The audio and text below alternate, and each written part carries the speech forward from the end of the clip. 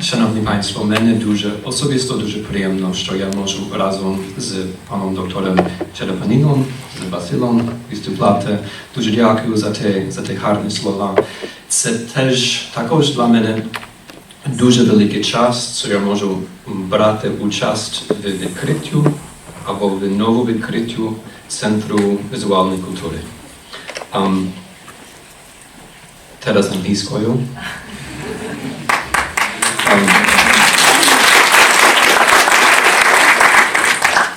Так, краще зараз, ніж потім. Невідомо, так, як буде.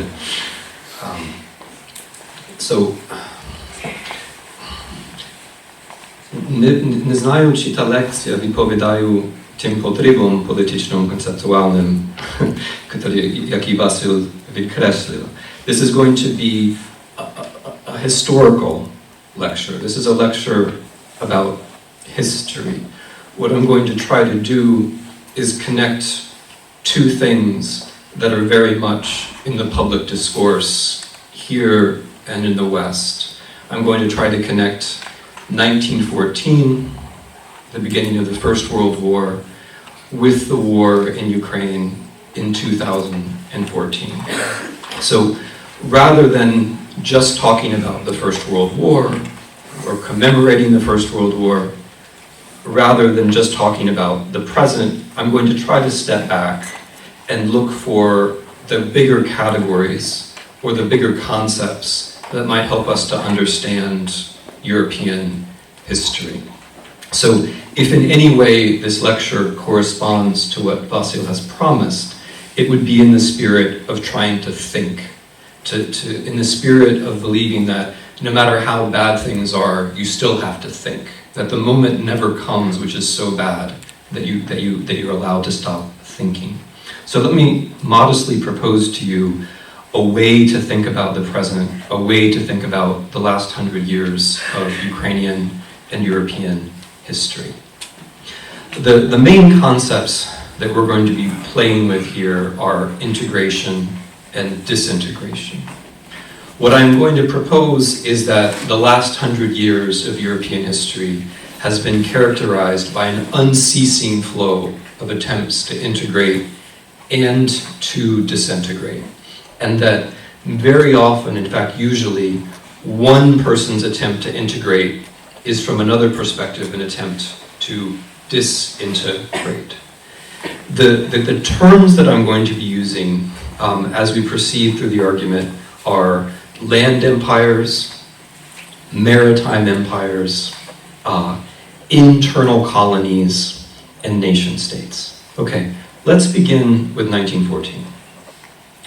In 1914, Europe was still a Europe of empire, and indeed the world was a world of empire. From the perspective of Europe, or from the perspective of Asia or Africa or Latin America, the world was still a world of empires. And I think the most fundamental way to understand the 100 years that have succeeded 1914 is to see them as the end of some kinds of empires and the attempt to reestablish new kinds of empires. Okay, so where would that begin?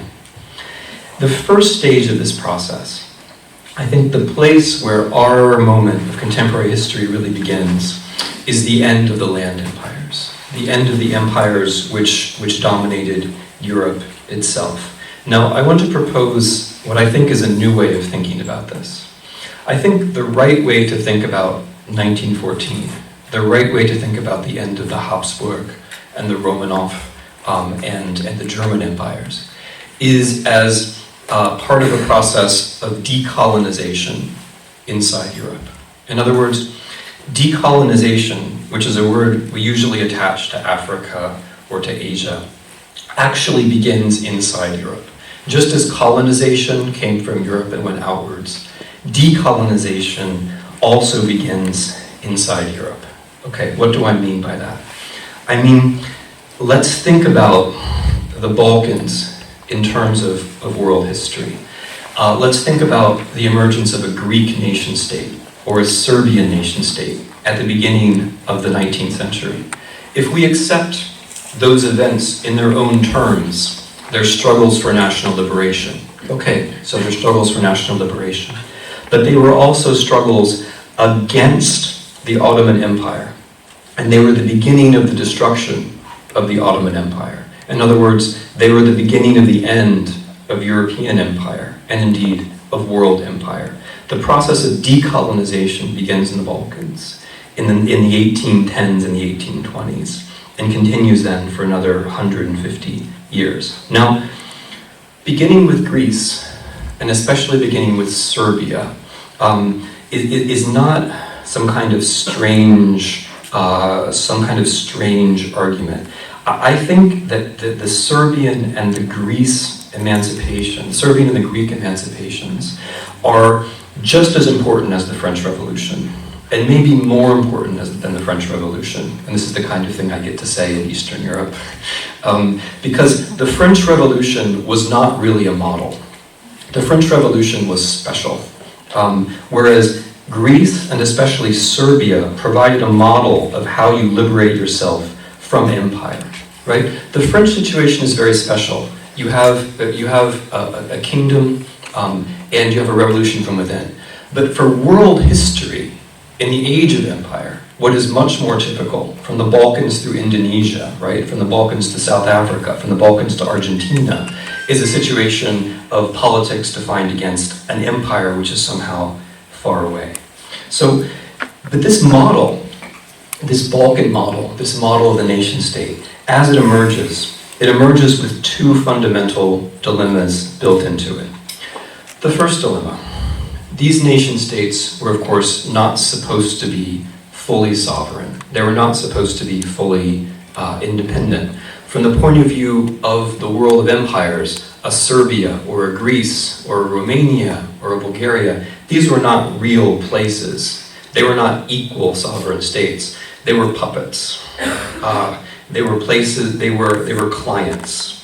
They were dependencies, right? They weren't violations of the overall imperial structure of the world. Indeed, they were part of it. The second problem built into these little nation states was economics. That if you choose to create a Greece or a Serbia or a Bulgaria or a Romania, you're choosing to exclude yourself from a larger economic space. What happens when you do that? It means that you're pushed back into a kind of national political economy, where the argument from ethnicity becomes the argument from economics. You have to claim that the people on your border belong to your nation, because getting more land is the only way to have a bigger tax base. Now, there's a solution to these problems. And again, it was Serbia that pioneered this solution. There's a solution to these problems of being a protectorate and of having too small of an economy. That solution is called militarism. You have huge military budgets, and you figure out which neighbors you should really invade. So the history of the 19th century in the Balkans is essentially of the Balkan states invading each other, one after the other, until they finally reach the conclusion in 1912 that what they should really do is form an alliance and drive the Ottoman Empire out of Europe, which they do. That's the First Balkan War of 1912. Now, for me, the First Balkan War of 1912 is maybe the turning point in modern history, or one of the turning points anyway. Why? Well, first of all, these little tiny irrelevant Balkan nation states, which no one had taken seriously, defeated an empire. That is a major turning point, right? But even more importantly, they took the decision to do so by themselves. They weren't doing it because their British patrons or their German patrons or their Russian patrons wanted them to do it. They were doing it because they chose to do it. In that sense, they were fully emancipated. They were fully sovereign. But of course, what the First Balkan War of 1912 reveals, and what the Second Balkan War of 1913 and the Third Balkan War of 1914, the one that we call the First World War, what they all reveal is that nation states and empires remain in a kind of fatal connection with each other.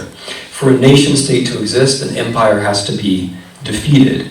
But once a nation state exists, it has no choice but to continue to fight against empires. So this brings us to the outcome of the First World War, which is something that I want you also to reconsider. In a strange way, The outcome of the First World War was the intellectual victory of Serbian nationalism, right? Serbian nationalism is at the beginning of the First World War. It's a Serbian nationalist student who assassinates Archduke Franz Ferdinand, which begins the war. It's Serbian aspirations upon Austrian territory, which begin the war. And yet, at the end of the war, the solution which is brought to the world is exactly the same thing that the Serbs were talking about at the beginning, namely national self-determination. During the war, national self-determination becomes an argument that everyone uses. President Wilson, when the Americans enter the war, promises national self-determination. Lenin promises national self-determination. The Germans, as we forget, but the Germans at the Treaty of Brest-Litovsk promised national self-determination to Ukraine, for example. National self-determination becomes something that everyone has to practice. But the irony of all this is at the end of the First World War, what you have in effect is the spread of the Balkan solution northward into Europe. So you now have, in addition to Bulgaria and Romania and Greece and Yugoslavia and Albania and Montenegro, you also have Poland and Czechoslovakia and Austria, a shrunken Hungary. You have all these new nation states. In other words, Europe itself becomes Balkanized as the result of this Third Balkan War, as a result of the First World War. And as the nation state spreads, so also spread the dilemmas of the nation states. All of these nation states are too small and too weak to function as economies, and all of them are dependent upon empires. All of them have to have some connection with empires. And the interesting thing about the end of the First World War is that all of these new states do have the backing of empires. They have the backing of the maritime empires, which brings me to the next major point I want to make. In the beginning of the 20th century, the crucial fact about Europe is that some empires win and some empires lose. And the ones that lose are the land empires, and the ones that win are the maritime empires, the sea empires, right? So the Habsburgs lose, the Russians lose, the Germans lose, and as a result, those empires get divided up, and we have new nation states. The British win, and the French win, and if you want to be really critical, you can say the Americans win. The maritime empires win, right? And therefore their colonies continue to be colonies. Their empires are not broken up, right? The world remains a world of empire beyond Europe. And these maritime empires, the British and the French and the Americans, they're the ones who are responsible for this new order of nation states. They're the ones who are supposed to protect it. And of course, they're unable to do so. They're too far away, and after the Great Depression of 1930, they show really no interest in the problem. Which brings us to something very important, and again to experiences that are right at the center of Ukrainian history, but which I'd like to talk about in perhaps a slightly different way. What happens in the 1930s is that imperialism doesn't die in Europe. It's reformulated in terms of internal colonization. In other words, in Berlin and in Moscow, and in Rome to some extent, what happens is that European thinkers and European leaders come to the conclusion that you can do in Europe just what you did in Asia or in Africa. That Europe can be exploited the same way that the rest of the world was exploited. And this is the way to push forward into modernity during the Great Depression. Now, this is something that, for all of their differences, Hitler and Stalin had in common. Both of them thought in terms of an internal colonization of Europe. In fact, the term is from Stalin. Stalin spoke literally of an internal colonization. He said that precisely because we, the Soviet Union, do not have colonies the way that Britain and France have colonies, we have to exploit ourselves. And then you all know better than I what that means in practice. What the self-exploitation, what the self-colonization meant in practice was the first 5-year plan, the collectivization of agriculture, and the starvation of territories in the Soviet Union, such as Soviet Ukraine, which were precisely the most fertile places. Precisely because Ukraine was a breadbasket, precisely because it was so fertile, it was treated with the greatest severity, bringing the famine of 1933. Now, 1933 is also the year that Hitler comes to power. And Hitler also comes to power with an idea of the colonization of Europe. He also comes to power with the idea that Europeans can be treated the way that Europeans used to treat Asians or Africans. He comes to power with the idea of Lebensraum, of living space, that a German empire can be created on a racial basis in Eastern Europe. And that the way history is going to unfold is as a racial struggle in which Germans are naturally going to defeat everyone else. Now, in this vision, there are two specific targets. The first target are the Jews, because in Hitler's view, the Jews are the people who structure the whole world order as it exists, and if you want to destroy the world order, you have to destroy them first. And the second most important target is precisely Ukraine. Because from Hitler's point of view, as from Stalin's, Ukraine is a breadbasket. Ukraine is the territory which, if Germany manages to conquer and possess it, will transform Germany into a self-sufficient empire, will allow Germany to break free of all the rules of world economics, will allow Germany to become a new kind of power, right? So the Germans, or the Nazis, like the Soviets, have a response, so to speak, to the First World War. They have a response to the nation state. Their response to the First World War is that all this suffering wasn't meaningless. It led to a revolution, or it creates the possibility for another war. And the response to the nation state was that the nation state doesn't really matter. The nation state doesn't reflect the realities of history. From a communist point of view, history is all about class. Or from a Nazi point of view, the nation state is just a bunch of inferior people whose political structures can be swept away. Now, these are not just ideas, this is what the Germans and the Soviets did in practice, separately and together between 1938 and 1941. Between 1938 and 1941, the entire post-war peace settlement is destroyed. The very states that are created by the peace settlement, Austria, Czechoslovakia, Poland, the Baltic states, precisely the states that are created in 1918, precisely the states that are meant to define the European order, are destroyed one after the other by Germany, and then by Austria and Czechoslovakia by Germany, Poland by the Soviet Union and Germany together, the Baltic states by the Soviet Union on its own in agreement with Nazi Germany. So what does this mean? Well, it means the failure of the maritime empires. They haven't protected their clients. And it also means, I would say, the failure of the nation state itself, because none of these nation states were remotely able to protect themselves. And this, of course, by the way, this was the verdict at the time. I mean, in 1938 to 1941, it wasn't just the Nazis and the Soviets who thought that one or the other of them was going to win. In general, all of these middle-of-the-road ideas of the nation-state, of liberalism, of democracy for that matter, were discredited. And the question as of 1938 or 1939 or 1940 or 1941 was which version of internal colonization was going to win, the Nazi one or the Soviet one. And so, of course, the way that question is answered is by the War of June of 1941, by the German invasion of the Soviet Union. And once again, not for the first time and not for the last, at the center of this confrontation between two systems, or between two versions of the idea of internal colonization, is precisely Ukraine, which Stalin has seen as the fortress, again to quote Stalin, the fortress of the Soviet Union, and which Hitler sees as the most important part of his colonization plan. And again, that plan is not just some general idea. It's not just a few sentences in Mein Kampf. The plan takes on very concrete forms. The idea is that in the winter of 1941, the Germans are going to transfer most of the food from Ukraine, out of Ukraine, away from Belarus and Russia, and towards Germany to Western Europe.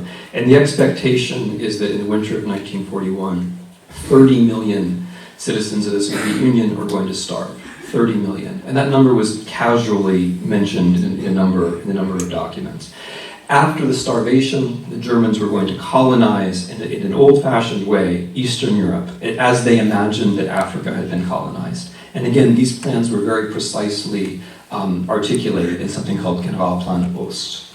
Okay, so the Second World War, in other words, or one way to think about the Second World War, is as a clash between two European imperial ideas, two ideas of self-colonization, which happen to overlap in territory. And this is an argument that I advanced further in Bloodlands. Now, what does that mean for the post-war? Of course, only one of these two projects can win, and you know which one of these it was. The Soviet Union defeated Nazi Germany with a certain amount of Western help. What does that mean for the post-war world? Well, most obviously, it means the return and the extent and the extension of the Soviet model. The Soviet Union is victorious. The Soviet Union moves back into Ukraine and Belarus. It re-annexes the Baltic states, or it takes the Baltic states again. It takes Volhynia and Galicia. It takes Western Belarus again. And it creates a whole system of external colonies in Eastern Europe. Now, what is interesting about these external colonies? They're exactly the same countries that were created in 1918, right? With a couple of exceptions. Poland, Hungary, Bulgaria, Romania, the states that were created by the settlement after the First World War now become the satellite states of the Soviet Union after the Second World War. In other words, the Soviet Union is proposing another solution for this same part of the world. And the model that's applied is the Soviet model of internal colonization, but much less strictly than it was applied in the Soviet Union itself. Collectivization, for example, is never pushed through with as much consistency. It's not pushed through at all in Poland. And the Soviets have a problem, a new problem they didn't have before, which is that their system is now contiguous, that is, it touches upon another European system of a different kind. Their attempt to reconstruct Eastern Europe borders upon and therefore connects with reconstruction in Western Europe. And that leads to an interesting sort of confrontation, which brings me to the European Union. The whole project of European integration, beginning in the late 1940s, I'm going to refer to as the European Union, just for simplicity's sake. What is interesting about the European Union, again, if we look at it from the point of view of world history, from the point of view of the history of colonies and imperialism, what's interesting about the European Union is that it begins where traditional imperialism ends, right? So who is interested in European integration? When you lose your empire, you're interested in European integration. The Germans lost their empire in the most dramatic and horrifying way in 1945, and therefore West Germany is the most important early advocate of European integration. The Italians lose their empire at the same time. They're in favor of European integration. With a little bit more time, the French lose their maritime empire, and they become a very important partner in European integration. As the Portuguese and the Spanish and the British lose their empires, they then join in the European integration project. Of course, in the details, it's much more complicated than this, but as a general matter, I think it's fair to say that the European integration project is not just about what the Europeans say it is. They say it's about learning the lessons of the Second World War, which I'm quite skeptical about, actually. The Europeans, the idea that you have to have peace because of the Second World War, that is not actually where European integration comes from. It comes from the experience of decolonization. The French don't want European integration because they lost the Second World War. They want European integration because they lost wars in Southeast Asia, right? The British don't want European integration because they won the Second World War. They want European integration because they lost their colonies. That's how it actually worked. The story they tell themselves is different, but we're trying to get around the stories and look at what actually happened. So European integration happens as the maritime empires cease to exist. As Britain and France and Portugal and Spain and the Netherlands cease to be maritime empires, they join with the losers of the Second World War, Germany and Italy, in this common project of European integration. In other words, as Europe pulls back from being a global power in one way, it becomes a global power in a different sort of way. Okay, now if we look at history this way, then 1914 no longer looks like the beginning of things. It looks more like the middle. It's the middle of a history of decolonization and the attempt to find substitutes for empire. What does this now mean for the present? Let me close by giving you a couple of thoughts. One about 1989 and then one about the present. What happens after 1989?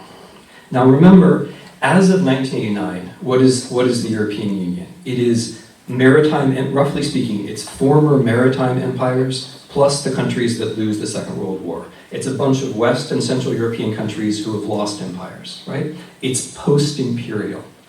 What happens after 1989, in the enlargements of 2004, 2007, 2013, what happens after 1989 is that another kind of country comes into the European Union. Countries which had only ever been nation states. The very same countries that were created in 1918 and were too fragile to exist, Poland, Czechoslovakia, Hungary, Bulgaria, so on, Romania, the nation states of the Balkans, the nation states that were created in 1918, the very same nation states that were immediately absorbed into a Soviet empire in 1945, those countries joined the European Union.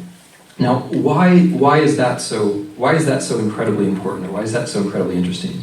Because it means that the European Union, as of 2004, as of today, is a collection of two kinds of post-imperial states. The ones that used to control empires, and the ones that used to be controlled by empires. They're all together in the same institution, right? Without anybody having to admit it, right? In the European Union, you never have to admit that you were a loser in history. You never have to admit that you lost your empire or that you lost your nation state. Which is the history of Europe in the 20th century? It's two kinds of losses. Either you had an empire and it didn't work out for you, or you had a nation state and that didn't work out for you either. Those are the two options, right? And those two kinds of states merge in the European Union as of the early 21st century. Or to put it another way, the European Union is not exactly a settlement of the Second World War. The European Union is a settlement of the First World War. It's a settlement of the First World War because it anchors those little nation states that were created after the First World War in something much bigger, which is what didn't happen in the 1920s and in the 1930s. Now, okay, I've made this very grand argument about the European Union. Now let me note what I think is a very interesting limit to this argument. The European Union has extended quite ambitiously to the east. It includes all of these little nation states from Estonia to Croatia. What does it not include? It doesn't include a single square centimeter of territory that was in the Soviet Union as of 1922. As of the moment when the Soviet Union was established, right? It includes some post-Soviet territory, right? It includes it includes the Baltics.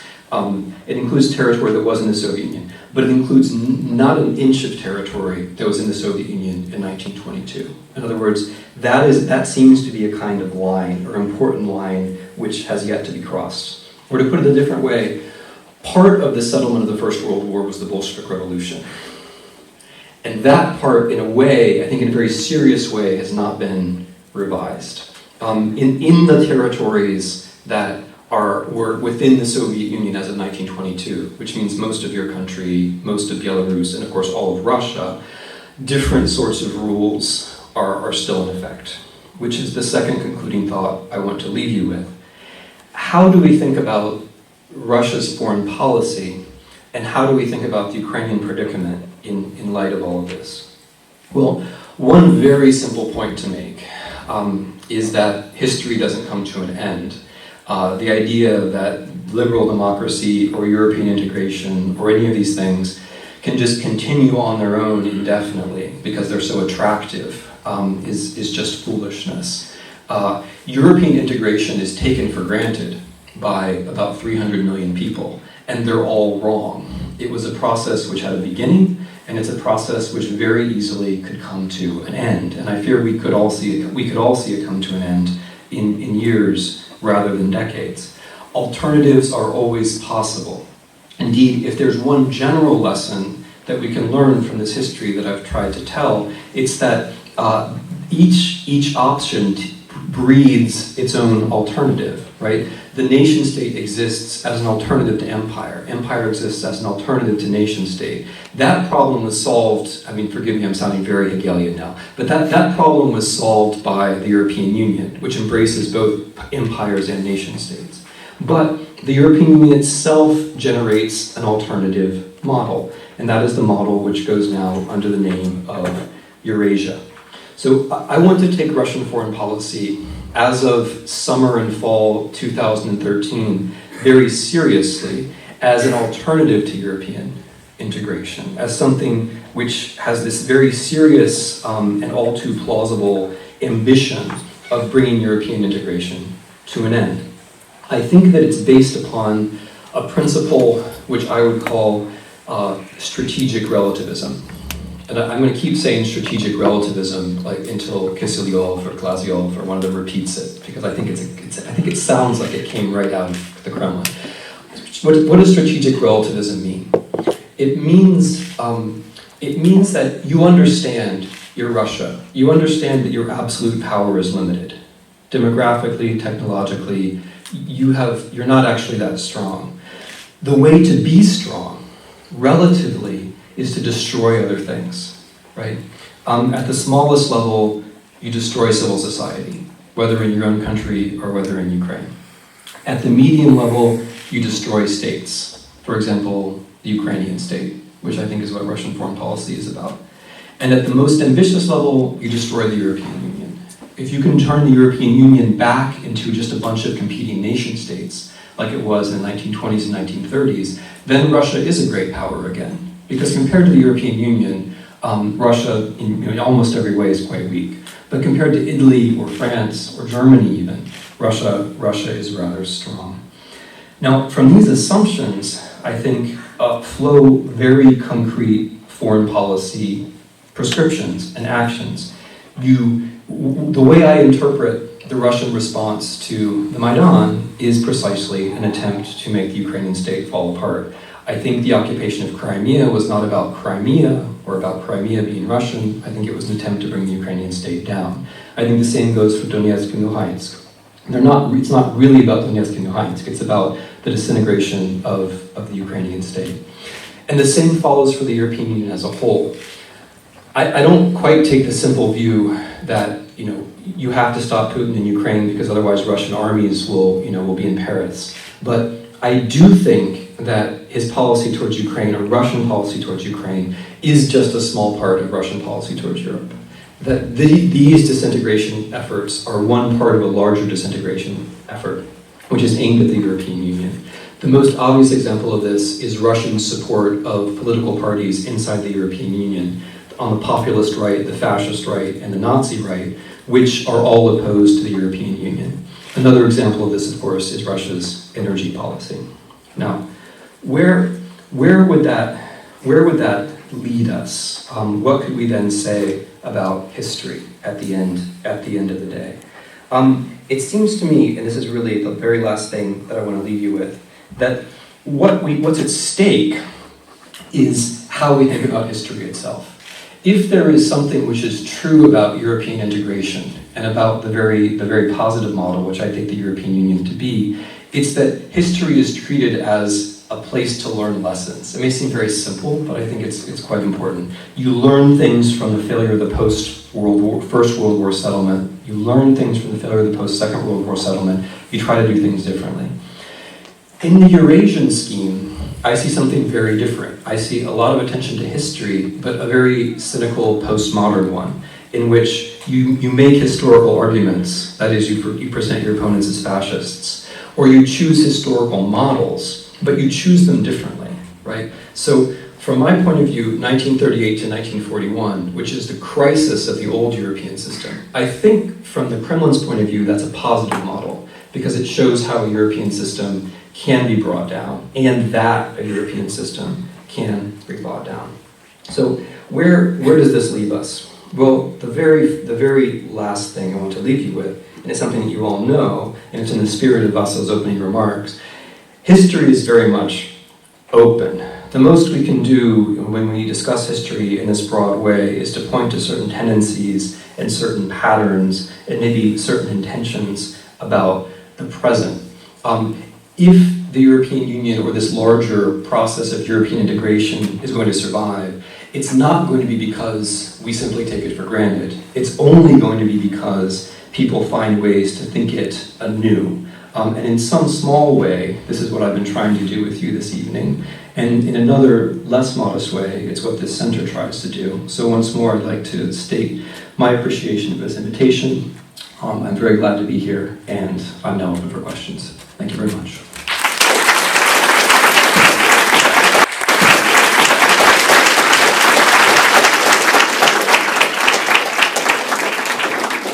Yeah, thank you, Timothy Snyder, and I'm sure that the audience has already a lot of questions. If you have any, please raise your hand, and our assistant will come to you. But because please speak to the microphone, because we are broadcasted by Hromadske TV.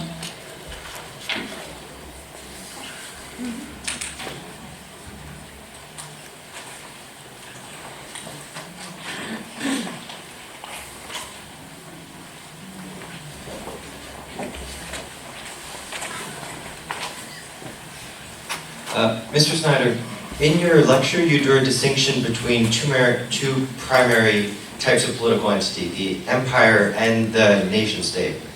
But within some of those entities which are clearly empires, like Austria-Hungary or the Ottoman Empire, are there not South German and Turkish nation states within them? And within countries which may clearly be considered nation states, like Serbia, there are those minorities like Albanians in Kosovo and Bulgarians in South Macedonia, which would consider Serbia the occupying power as the Serbs considered the Austrians. So my question is, where would you draw the line between those land empires and the nation states, seeing as many states in Eastern Europe could qualify as either? Right. It's a good question. I do think there are two very important differences.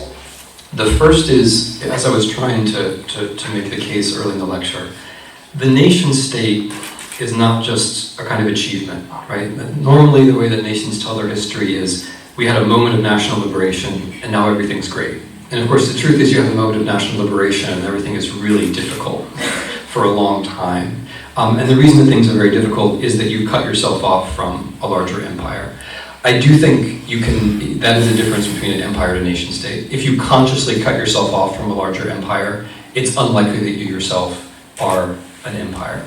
The second way that I think there's a difference is the ideological self-identification of the rulers.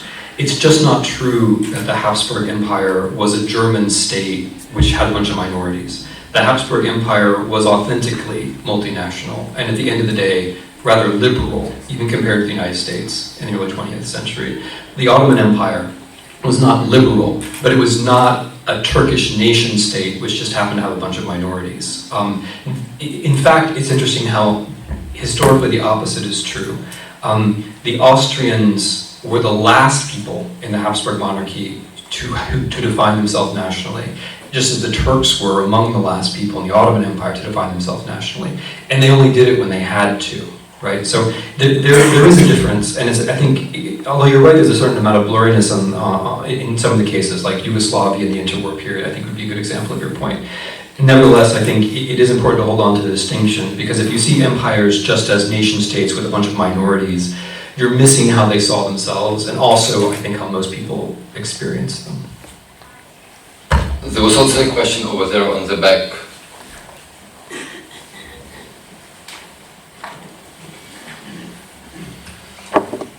Hello, can you see me? Yes. From here. Talking about history and learning lessons for nation states from the past.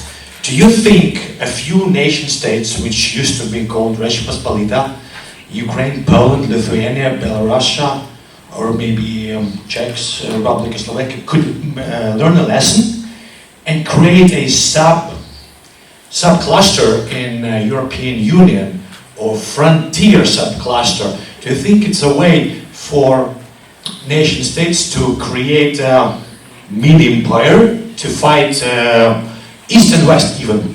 Thank you.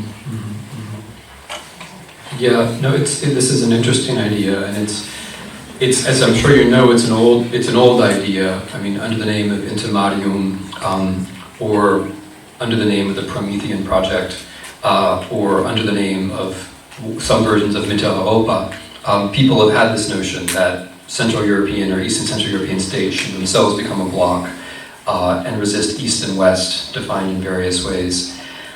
In some very limited way, this has already happened.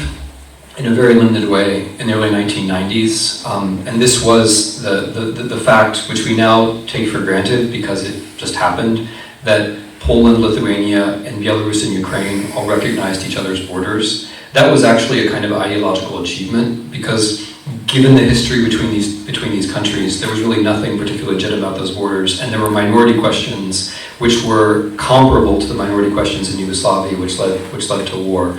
So there was actually, I mean, it's a long story which I told in another book, but there was an attempt to rethink the old Polish-Lithuanian Commonwealth ideologically as mutual recognition of these nation states, and that had, I think, a positive outcome. I don't think today you can get over the fundamental difference between states that are inside and states that are outside the European Union. I think that is the basic brutal fact. And in this sense, the European political orientation of the Maidan makes perfect sense.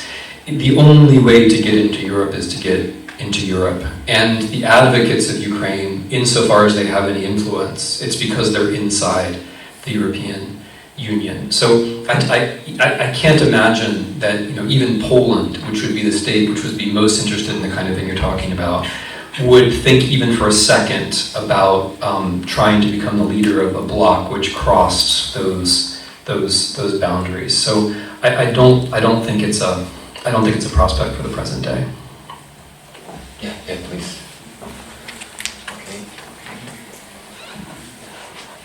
Okay.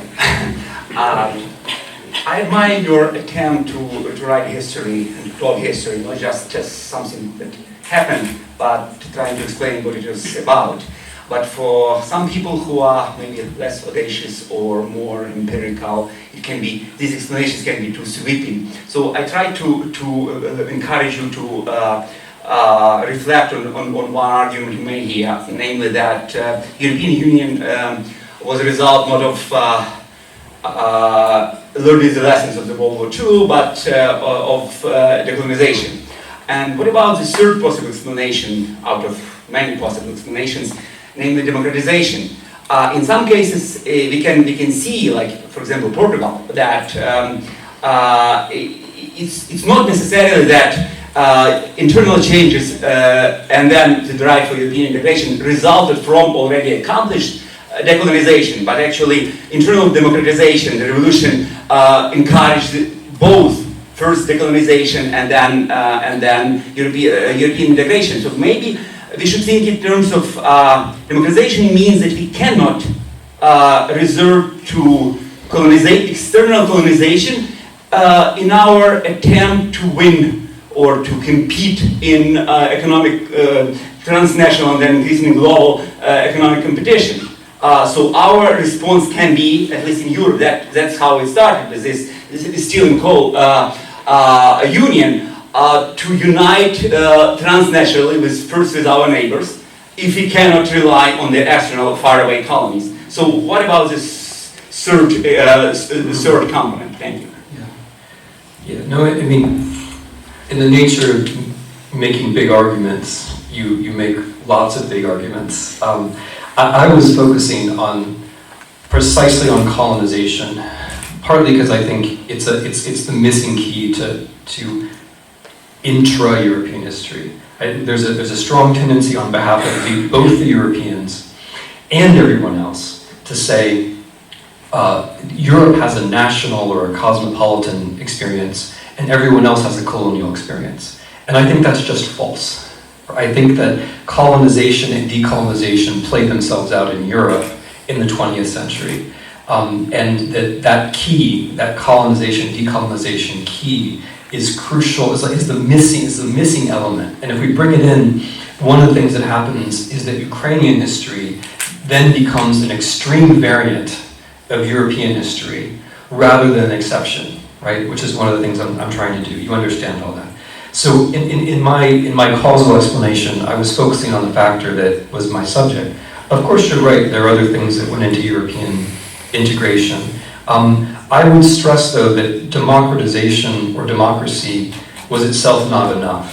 I agree with you insofar as I think the European Union was a democratizing force in the 70s with Spain and Portugal, and in the 80s or the 90s with Poland, Slovakia, and so on. That's clearly right, but there were many democracies that didn't join the European Union, right? I mean, Britain had arguably the most functional democracy in Europe, but there was very little interest in joining the European Union until it almost became inevitable, as an economic option. So there's something in what you say, and certainly the European Union at this point doesn't deal with states that aren't democracies. In a way, I would use your question, to make a broader point. The relationship between the European Union and the state is a positive one, rather than a negative one.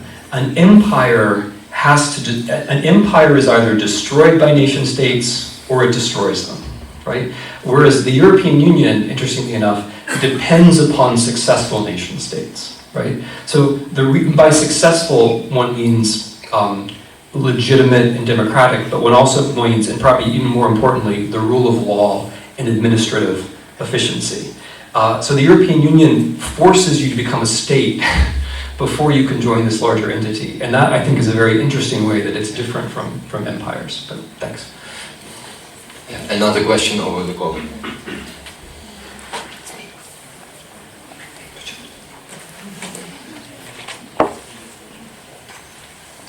I have a question about, so coming back to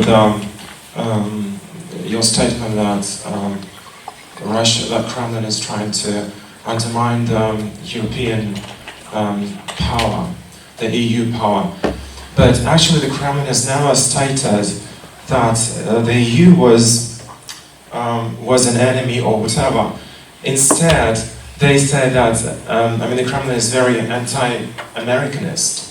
So how does this, when they say, for instance, on the Russian TV that American forces wage war in Donbass, etc. So how does this fit? How does this anti-Americanism fit into this? Why is anti-Americanism explicit and anti-Europeanism is not? Yeah, that's a great question, and I think there's a really important answer. First, I do have to modify one of the premises of your question. It's no longer true that Russia doesn't present the European Union as an adversary. As of the summer of 1913, and especially the fall, start of 2013, and the fall of 2013, with the rise of Sergei Glazyov, it's been actually quite clear that there's been a reorientation, and the European Union is no longer seen as something neutral, but it's seen as a rival or even an adversary, and those terms are used. Even Lavrov has now in official speeches used the idea of European decadence.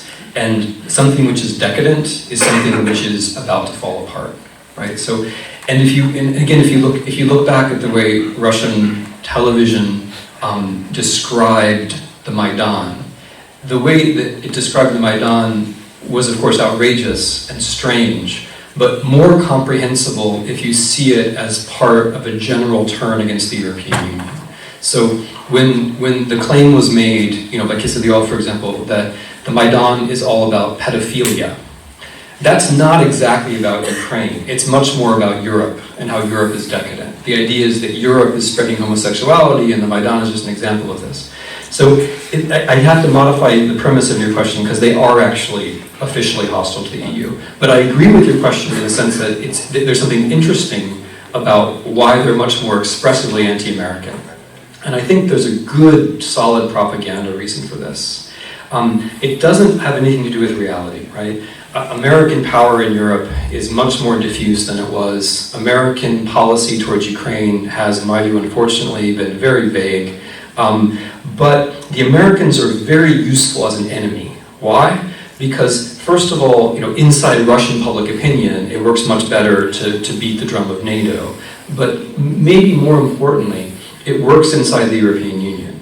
So inside the European Union, you say, look at what the Americans are doing in Ukraine, right? And a certain number of Germans and Frenchmen and so on will go along with this, and they will say, oh, well, if the Americans are behind the Maidan, then I'm against it, right? So they like to bring out the Americans, they like to bring out NATO, because that helps them inside the European Union. In fact, I would go so far as to say that the way that they beat on the anti-Americanism is part of their effort to get inside the European Union and to confuse people and to make European Union policy much worse. Because it really is easy, not just for European publics. I mean, I hear European policymakers say things like this. They say, well, if the Americans are doing this, then it's their responsibility, right? For good or for evil, we don't have to do anything, right?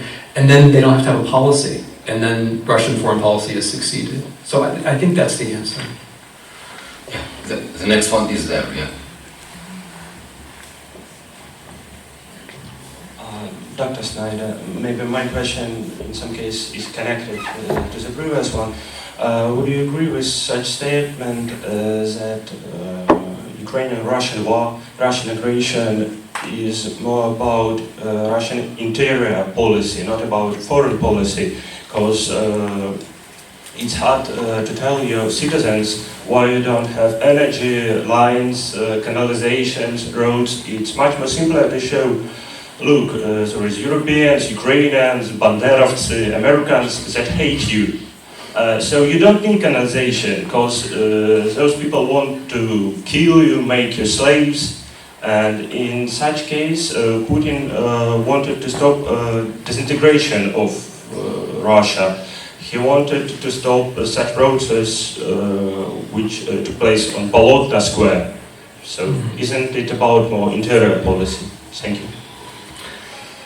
I agree with you. But like most important things, there are a lot of roots of Russian policy. I think I agree with you completely that it's about Bolotnaya, it's about Putin's shift from the middle classes to other classes for the root of his political support. It's about abandoning social advancement in Russia as legitimation and choosing an enemy instead as legitimation. It's all about that. It's also, I think, partly about Putin getting older. He sees the world differently now than he did 10 years ago. He's much more concerned about matters of the soul. He's much more concerned about his legacy, how he's going to be remembered, right? He's reading different things than he read 10 years ago, as far as we can tell. He's reading a lot more history. The wrong stuff, unfortunately. But he's thinking, I think, in much more cultural and civilizational terms. I think that much of it is authentic.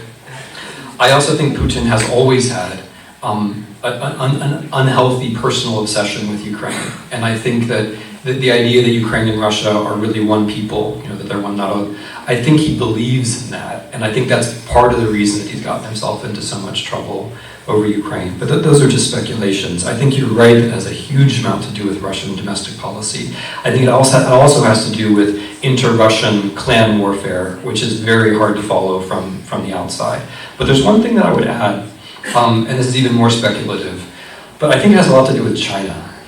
I think that Russia, if we're going to think about these kind of displacements, what is the war in Ukraine really about? It's really about Russia. Yeah, I think you can also say it's really about China, because Russia faces a strategic problem with China that it cannot resolve.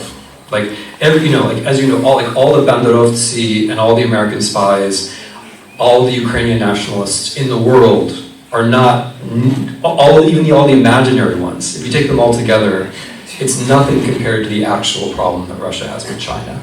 That long land border, the fact that Russia is becoming a kind of colonial dependency of China. Those are the real strategic problems. And I think that one of the things that the conflict with the West does is that it helps Putin pretend that there's a conflict going on that he can win. Or at least where he can make some kind of progress where dramatic things can happen. Because in the grand scheme of things, you know, Russian history is not going to be decided by Crimea. In the grand scheme of things, Russia's history is going to be decided by whether Russia can move from being an extractive economy to, you know, a multi-sectoral economy. Because that's the question which is going to decide whether Russia is going to be a dependency of China or not. And I think, you know, in the spirit of what you say, that it's all about something else inside Russia, part of what it's about is not being able to face the fact that they have no answer to China. They have answers to Ukraine, they have answers to America, and so they prefer in a way to deal with us than with their real problem. That's another thing I think which is going on. Maybe let's do the following way, that we can collect like 3 questions from that side, and then the Professor Snyder will answer them. Is it okay? So choose 3 ones among you. The most interesting one. Can I ask the first one?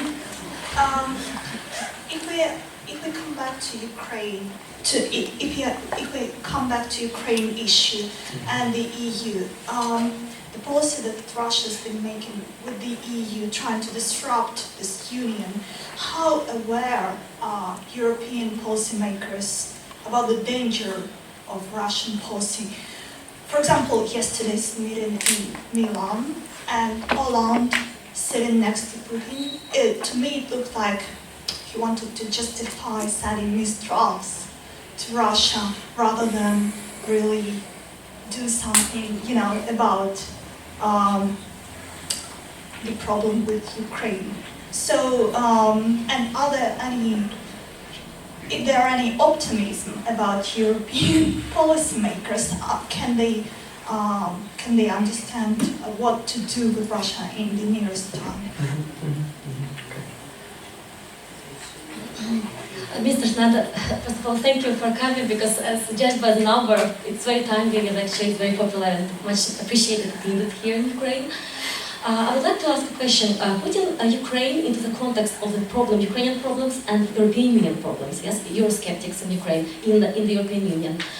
There is an image of Ukraine, probably unfortunately widespread, that the reason why most of Ukrainians want to go into the European Union is because we need economic benefits, we want to improve our economic material possessions. When in fact, as you rightly pointed in one of your articles just after Maidan, the thing is that Ukrainians were extremely patient about economical problems, but then Maidan was triggered by something intangible, like values of universal freedoms and rights of human beings, which something, it seems to be like in the European Union itself, the dialogue why the European Union is needed to be in place at all in the world is very reduced to material level. So, and in Ukraine it's on a higher level.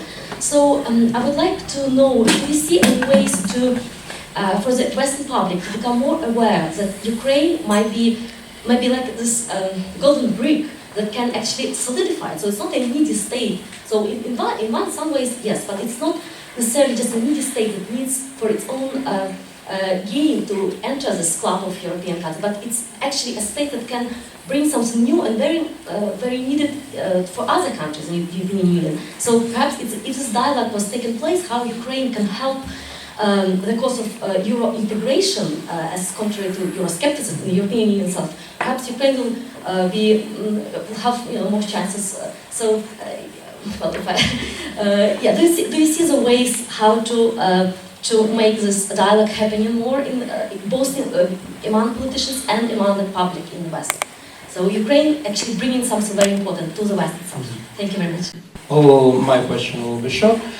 I would like to ask you, you talked about possible breakup of European Union and end to European integration. Or where do you see the lines along which the European Union may break, and what the situation after the breakup can be? All right, so the first couple of questions were related to each other, so I'm going to answer them with a string of remarks.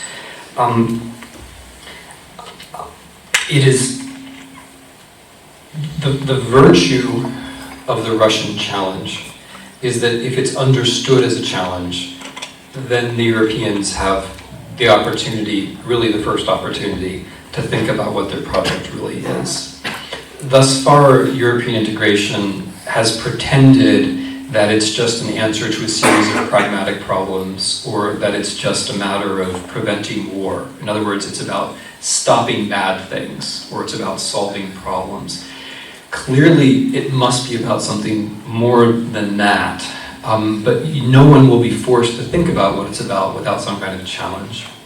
The Russian challenge, if it's seen as one, and I think it should be seen as one, because I think it's intellectually serious, and it's certainly serious in other ways, politically serious, it gives Europeans a chance to think. Now, whether they will actually do that, I don't really know. Part of the problem is that the default ways that Europeans have of thinking about themselves are still national. And that's what Russia can so effectively use. Not just now, but it's always been the case that, you know, a Berlusconi or, you know, a Gerhard Schröder, that's a special case. People, heads of state, heads of government, like to be with Putin because it's fun to be with authoritarian dictators, because they can do things that you can't, or they can do the things that you can do, but much more extravagantly. So they like that. They like to think, yes, I'm like that. You know, whereas in fact, they're constrained by constitutions and political parties and rules and laws. But they like being with Putin because it sort of makes them think, this is what I'm like. And that, in a way, is the danger, because if Italy, you know, and Germany become like Russia, become nation states which are alone in the world, right? If they fall for that in a way, like if they allow themselves to be seduced by that, that's one way the European Union comes to an end. And I don't know quite how to stop this, especially since it works also as populist politics, where, you know, not just the heads of state, but the anti-European parties are now, all of them, I mean, they're now in this close relationship with Russia. And I mean, I think that, just like everything else, like that has to be noticed and commented upon. Like, is the Front National really a French nationalist party if it's working for Russian foreign policy goals, right? Is UKIP really an English nationalist party if it's working for Russian foreign policy goals, right? And so on and so on. Like, are the Freiheitliche in Austria really Austrian nationalists if they're working for Russian foreign policy goals? If we, you know, the only way I can think of to deal with this is to see the situation for what it is, and then to try to, you know, push back. Which leads me to, you know, one of the very few things I had to say about the next question. What are the ways that Ukraine can make itself seem more attractive to the European Union? I think you answered your question at the very beginning. The main thing that the Maidan has to offer, and this is why, you know, what happened at the Maidan is so important, and why, like, continuing to argue about what happened there, even though it must be horribly boring for all of you and tiring, is so important, is that the Maidan was an example of people actually willing to take risks for this vague thing, which you could call Europe if you want, or the rule of law or dignity, but this a vision of a certain kind of life which people in Austria or Finland or Portugal already have. And I agree with you that that is important for Europe. And I agree with you that the reality is exactly the opposite, that the Europeans have the material goods, and therefore they can take for granted the rule of law. You don't have the rule of law. I mean, I realize you're working on it. But, and it's getting the rule of law which will improve the material situation. I mean, what's holding back all the small and medium-sized businessmen and all the amazing professionals and entrepreneurs in this country is the lack of the rule of law. And so you get that, and then you can move forward. So I agree with you that it's exactly the opposite, and that you have to make this kind of spiritual argument. The problem is that's not the only kind of argument you can make. Right? This is what, I mean, in 89, like, this is exactly where the Poles and the Czechs and the Hungarians were. We care about Europe. We've suffered for Europe. That's exactly where they were. That's exactly what they said. And it was also true, right? I mean, some of them were coming out of prison too. Some of them had been tortured too. And that mattered, but it wasn't enough. There have to be other kinds of arguments. And this is something where the Ukrainian political class needs to do a much better job. They need to be able to make points like, We can, like, you know, you say that oligarchy is our problem, but oligarchy is a European problem. And the only way that inequality inside Europe can be handled is by way of cooperation with us. You have a problem with labor markets. We have lots of really wonderfully qualified young workers. In the long run, you're going to have a problem with agriculture. We're the third or fourth most important agricultural exporter in the world, et cetera, et cetera, et cetera. We're a huge consumer market. You know, today will be a bigger one in the future. Ukrainian political leaders need to be ticking off those kinds of arguments as well, and they need to get much better at it really, really quickly. How's the European Union going to fall? It's not going to look pretty, is the main thing that I would say. Without speculating about like the specificities, I would just say this. No one remembers how bad the 1920s and 1930s were. Like in the 1920s and 1930s, everybody in Europe was living in roughly the same kind of geopolitics you are now, right? Where it's not clear that international law really applies, ethnic arguments are made all the time, neighbors are quarreling with neighbors, no one trusts anyone. Where you are now is where everyone was in the 1920s and 1930s. And in general, the West European publics have forgotten that. Like if they remember anything, it was the Second World War is bad. But what they don't remember is that even sort of quote-unquote normal diplomatic relations in the 20s and 30s were also desperately bad. So if Europe goes back to a pre-integration world of nation states, it's going to be quarrelsome, it's going to be awful. And Europeans will very quickly forget all the things that they think they've learned. So I don't know exactly what it's going to look like, but I would just say much worse than people think. Yeah, thank you. My proposal is the following, that we will have last 3 questions and then we will finish because it's pretty much. Okay, so one from there, one from over there, and the last one. Okay.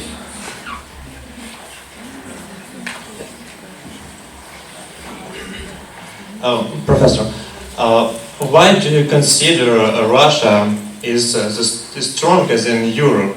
Russia is not as powerful as USSR was. European Union is big and richer than 20 years ago. So where is the source of powerness and strength of Russia? Thank you.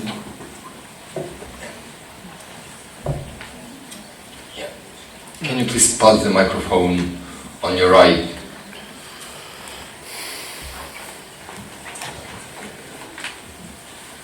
Thank you. I want to ask sophisticated questions. I have 2 very pragmatic questions. The first one, do you believe in Ukraine as a national state in the 21st century? What's a national state? What you explained in your speech. Considering issues of 20th century with population in Ukraine. And the second question, what's the last one from you, okay? What's your reflection on the two ministries from the United States and Russia, Lavrov and Kerry, meeting on the third country issue in Ukraine in the 21st century? That's a question of colonization in the 21st century. Thank you.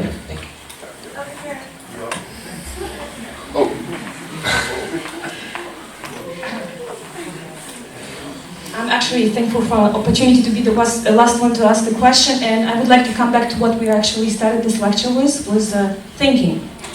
You said that this lecture was about to think, and to give us different perspective and to think differently. And the question is about the critical thinking. What is your perspective? Is there any chance for Russian people as a nation to start thinking differently, to use their critical thinking? Because I don't think what we have in Russia now is because of lack of information. I think information is available, but 87% of people choose not to think. Thank you. Could you ask one more question? No, sorry, it's really too much. No. But, sorry. Yeah, I understand this. One more. Very important. Okay, one more, okay.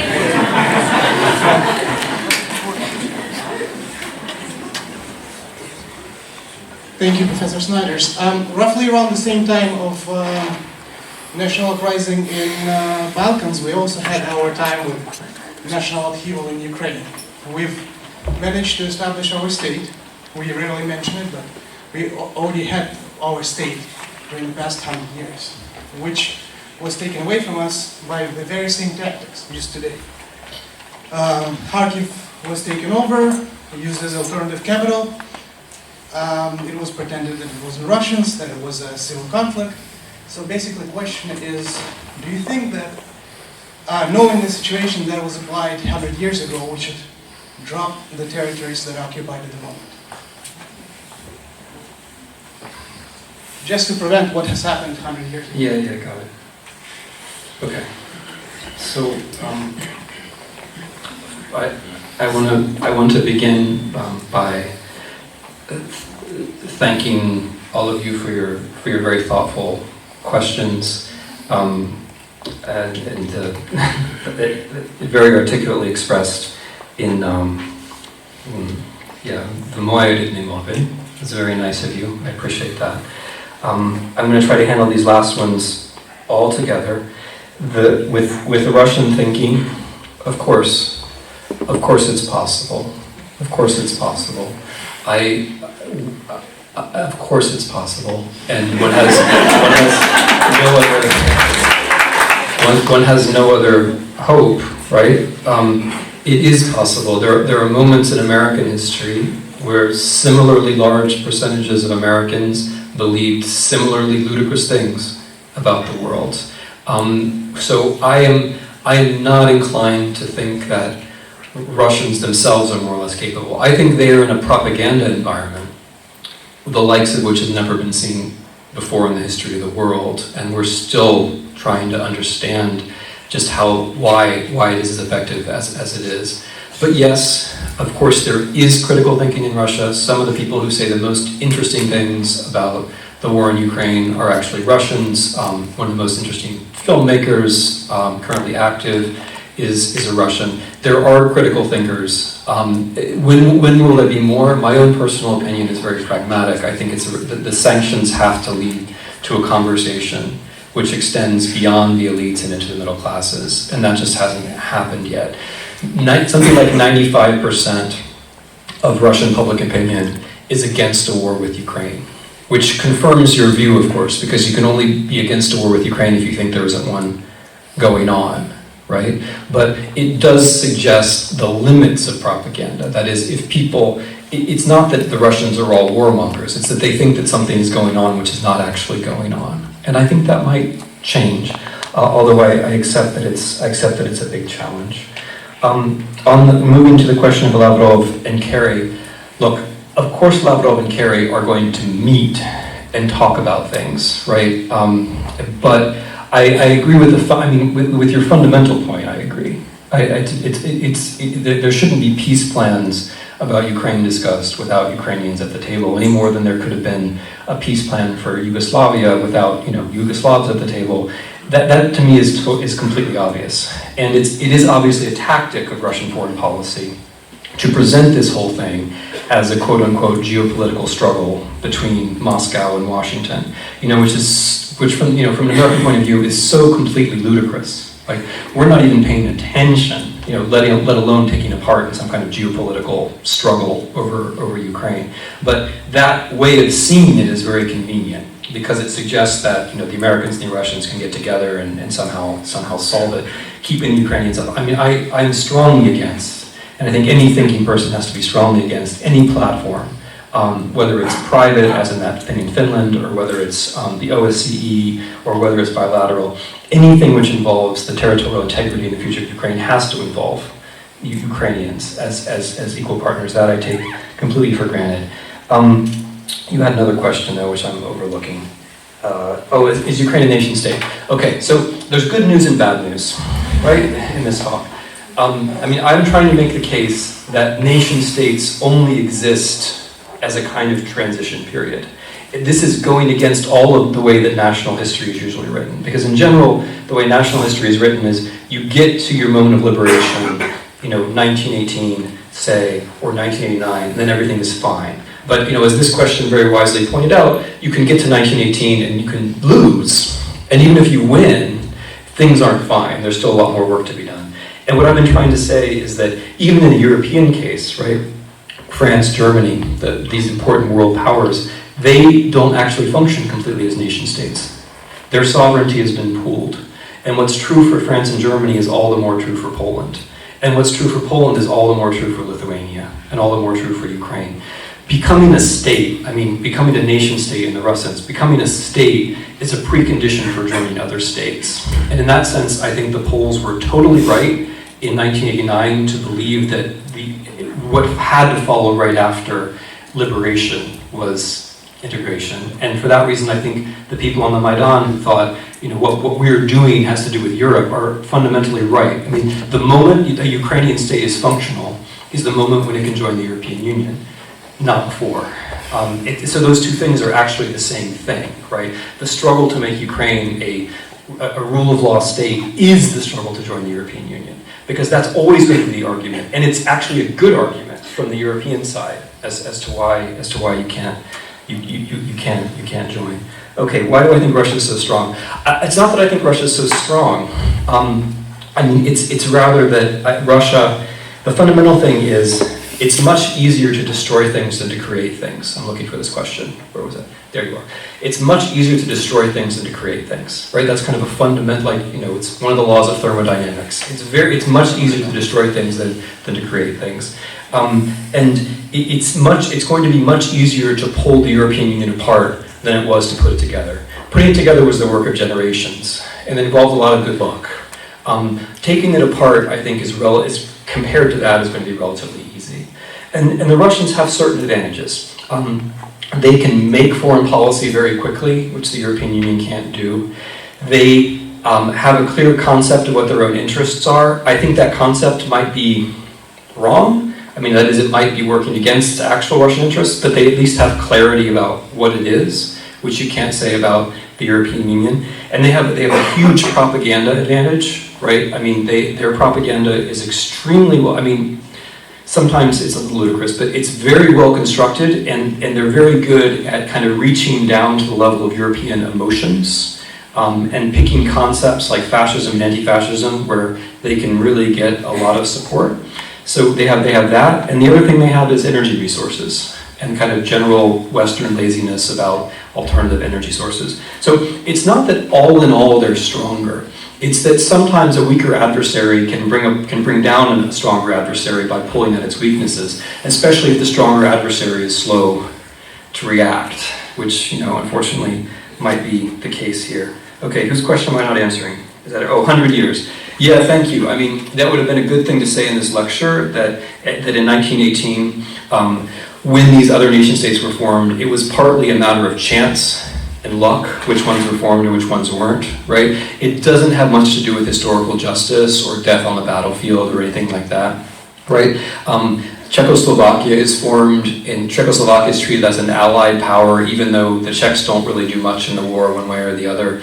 Poland is formed, even though Poles are fighting on both sides of the war and fighting the armies of all three empires in very large numbers. These things, in some measure, are just a matter of luck. Many Ukrainians fought and died in the struggles for national liberation and in the other struggles. And I would also stress on all sides, including Ukrainians in the Red Army, Ukrainians fighting for Petlura, Ukrainians in the West Ukrainian Army. Ukrainians didn't always agree with each other about what should happen, right? But I take your general point that there were a series of struggles here which are just as important, if not more important, than the struggles in other places, and nevertheless that didn't lead to a nation state. And I also take your general point that there's this issue of proximity, right? I mean, the reason why Ukraine doesn't have to become a nation state or an independent state has everything to do with the fact that the Bolshevik Revolution was in the neighborhood, just as your problems now have everything to do with the fact that the Bolshevik Revolution is in the neighborhood. And some of the tactics, not all, but some of the tactics that are used against you are familiar from Soviet history. The idea that Ukraine is a nation, but maybe not quite, maybe it's only a folk, right? Or the idea from 1939 that an army has to come in from the east because a state doesn't really exist. That's an important move in Soviet history, which was used against you in 2014. Your state doesn't really exist. The argument from ethnic brotherhood, that is also a Soviet argument. The Soviets invaded Poland in 1939 with that argument. And, you know, they made Soviet Ukraine with that argument. We're saving Ukrainians from worldwide fascism. We're saving them from themselves. So there's, in the playbook of Russia in 2014 are a lot of things which come from Soviet history. I completely agree. But there are also things which come from other places. There are things that they've learned from other sources too, which makes it in a way even trickier. But I agree with you completely that if we're going to understand Ukrainian history, we have to go back and look at the turning points of the 20th century, and I thank you for adding one more. But do you think we should admit the annexation of the occupied territories? Do I personally think you should, which, you mean Crimea? And part of the Donbass? No, come on. you can't, I mean, you can accept provisionally certain things, but you have to have a ministry for the occupied territories and so on. You can't, if you're going to be a sovereign state, you know, you have to make sovereign decisions about these things. You can't just accept it. I mean, whether Ukraine as a sovereign state makes territorial concessions, that's up to Ukraine. But what you can't do is accept it just because it's happened. Right? You have to have a ministry for the occupied territories. You have to think, I mean, what I think, if we're going to take this seriously, what everyone should be thinking seriously about now, in the West as well as in Ukraine, and you all know this, but is the humanitarian situation in Luhansk and Donetsk. And whoever is able to do something about that, I'm afraid it's no one, but whoever is able to do something about the fact that so many people in those oblasts don't have internet, water, food, gas, electricity as the winter comes, that person is going to have a practical edge in the future. And that's also part of being a state. Now, I understand that there are huge problems for the Ukrainian state in operating those territories, but I just want to point out that part of what Russia has done is created this unbelievable humanitarian disaster. And one of the things which Ukrainians and the West need to be working on together is what they can do about that. Because I'm afraid that we're heading towards it really quickly without much happening. But there are many of you here who know more about that than I do from your own experience. Yes, thank you, Timothy Snyder, once again.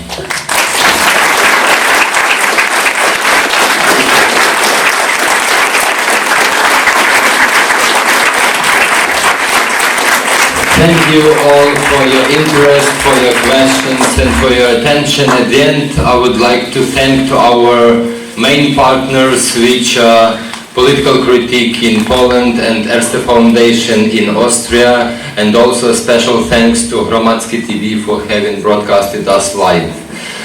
Please follow the information and announcements from Visual Culture Research Center. The next events will take place already next week. So we will see each other soon. Thanks again.